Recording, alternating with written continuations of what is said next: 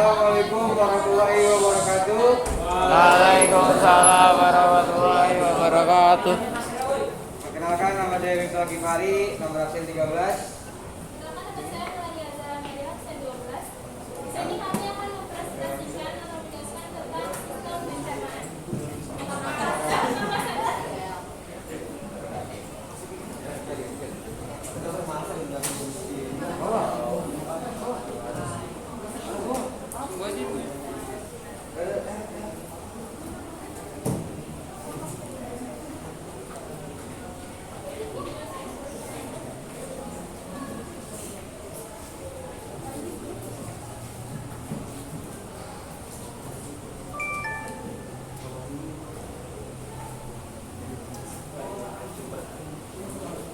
Pengertian pernapasan yang pertama itu pernapasan dapat diartikan sebagai proses yang dilakukan oleh organisme untuk menghasilkan energi dari metabolisme. Secara umum, pernapasan merupakan proses menghirup dan mengembuskan udara. Yang kedua yaitu respirasi adalah proses untuk membentukkan energi dengan memisahkan senyawa kompleks atau glukosa menjadi energi dalam ATP.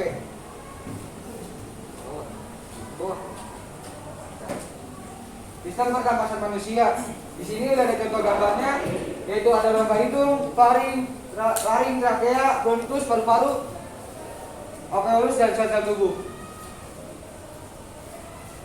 Organ pernapasan manusia. Yang pertama itu ada rongga hidung. Di sini ada contohnya yaitu ada sirip pembau, yaitu ada di sini. Saraf olfaktori yaitu ada di sini. Rongga hidung dilengkapi dengan cilia dan selaput lendir yang berguna untuk mencari debu. Mengangkatkan kotoran pada rambut hidung, mengatur suhu pernapasan dan menyelidiki adanya bau udara.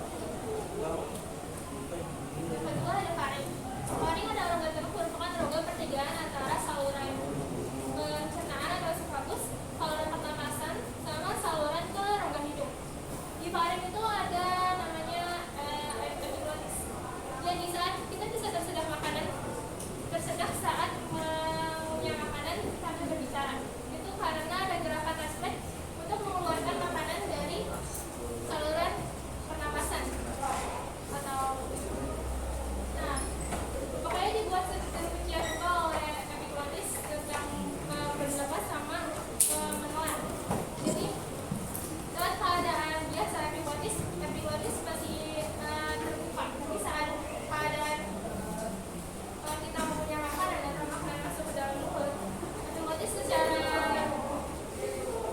langsung menutup faring sehingga makanan bisa langsung masuk ke esofagus atau kerongkongan.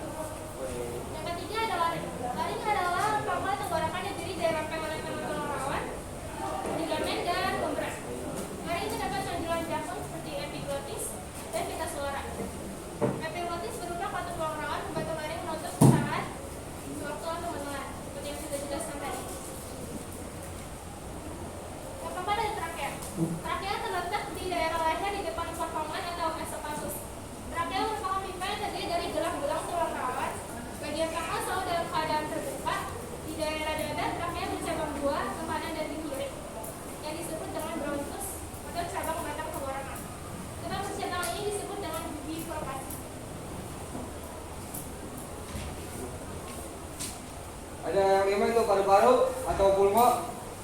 Paru-paru adalah organ atau alat pernapasan yang paling vital dalam kehidupan kita atau dalam tubuh kita, terletak di dalam rongga dada sebelah kanan dan sebelah kiri. Paru-paru memiliki dua gelambir atau lobus, dua bronchioles dan dua alveolus, sedangkan paru-paru kanan memiliki tiga gelambir lobus, dua bronchioles dan tiga alveolus.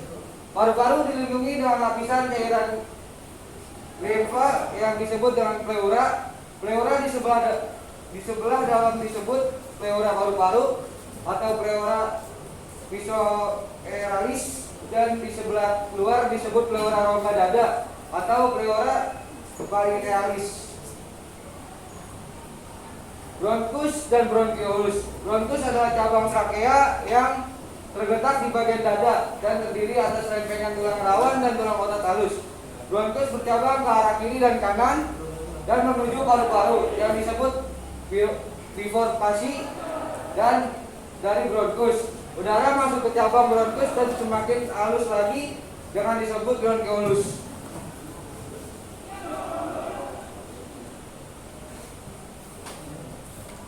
Alveolus. Bronkus bercabang membentuk saluran yang lebih halus kemudian berakhir pada gelembung paru-paru yang disebut dengan alveolus. Alveolus diselubungi pembuluh darah kapiler, tempat terjadinya pertukaran gas antara O2 dan CO2 yang berlangsung secara difusi.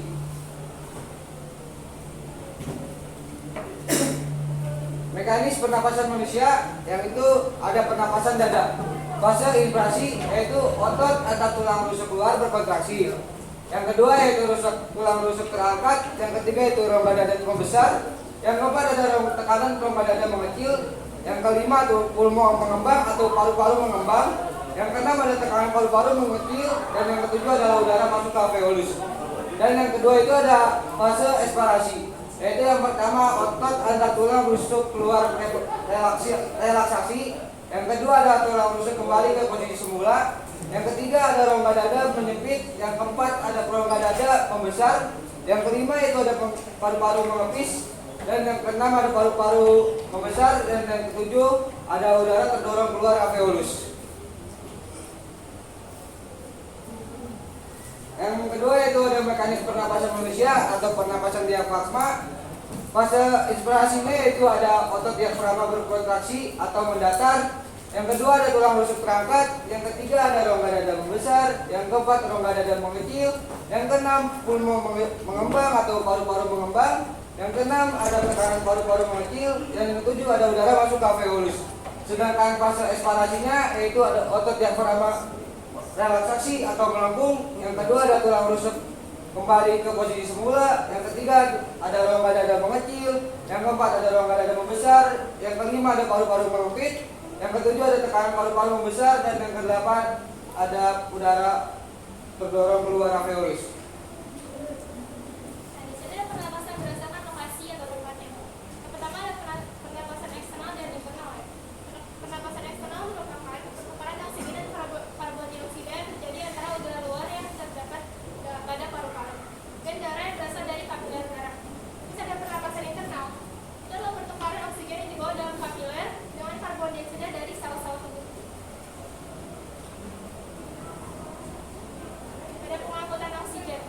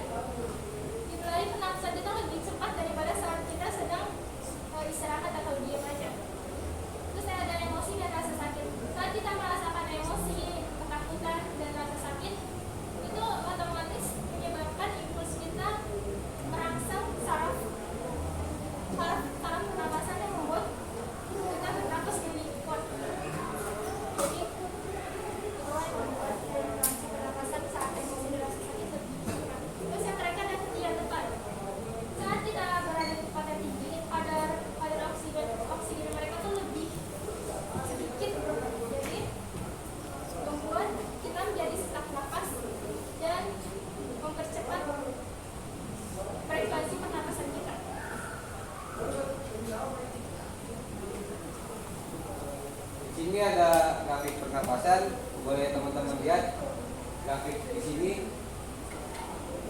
Yaitu ada volume cadangan inspirasi, ada volume tidal, volume cadangan inspirasi, ada volume kita, ada volume total paru-paru dan kapasitas pilar.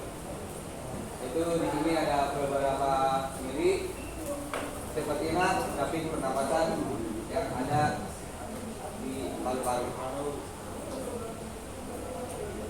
Volume paru-paru, volume tidal yaitu udara pernapasan, volume udara hasil inspirasi atau inspirasi pada setiap bernapas bernormal yaitu lebih dari 500 mili per 0,5 liter.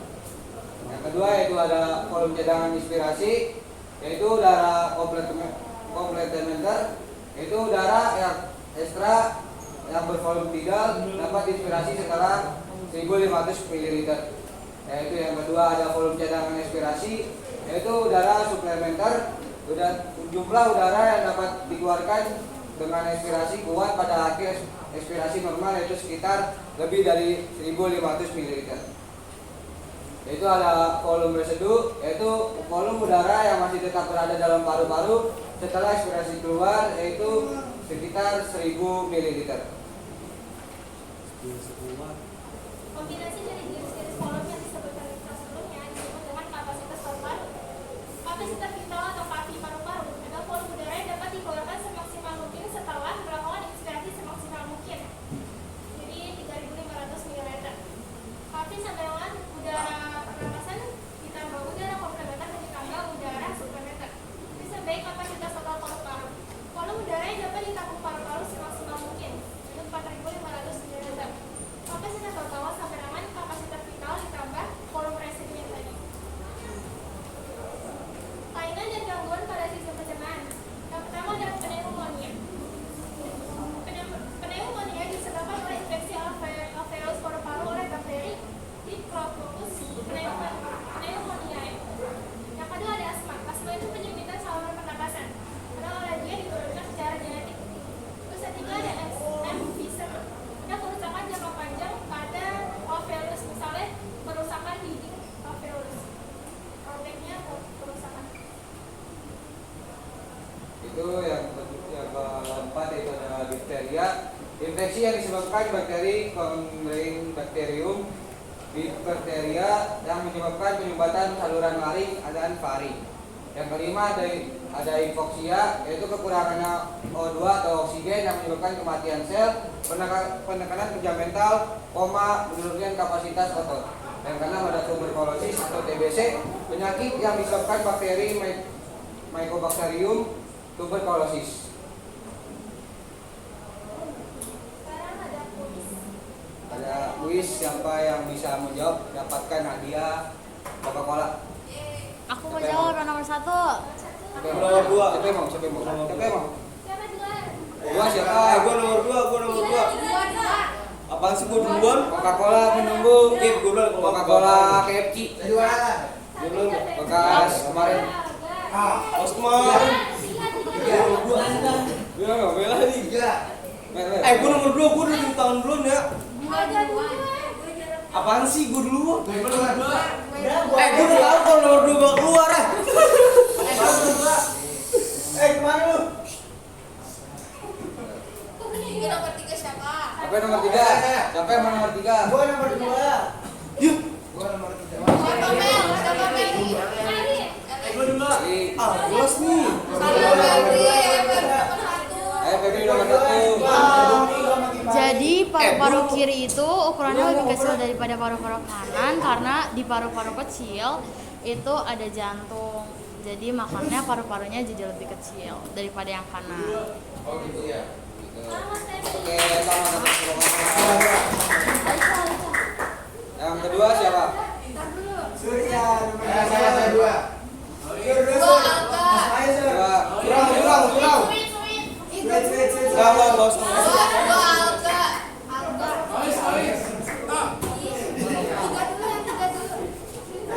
Bisa. Ya udah kalau yang dapat dua. Bisa. Harus nomor 2 dulu yuk. Sabar. Gua udah tahu tuh nomor 2 bakal keluar tuh. Sabar. Kalau Tahu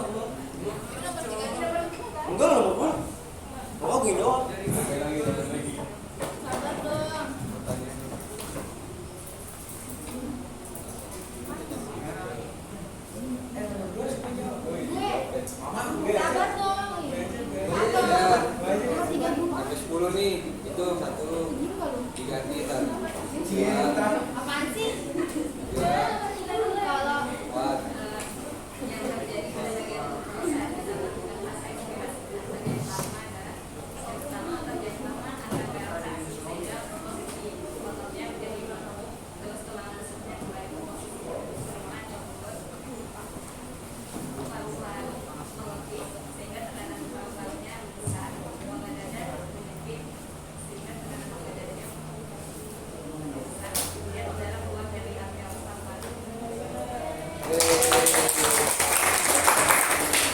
Nomor 2 nih.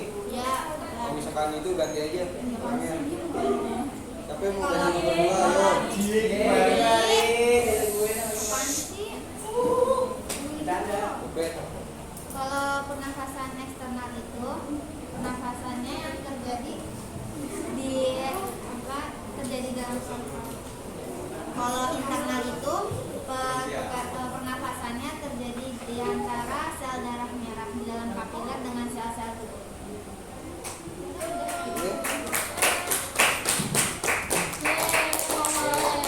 Nah, habis pertanyaan dijawab oleh yang pertama itu Febri, yang kedua adalah yang ketiga ya.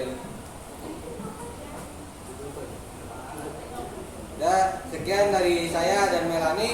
Kurang lebihnya mohon maaf.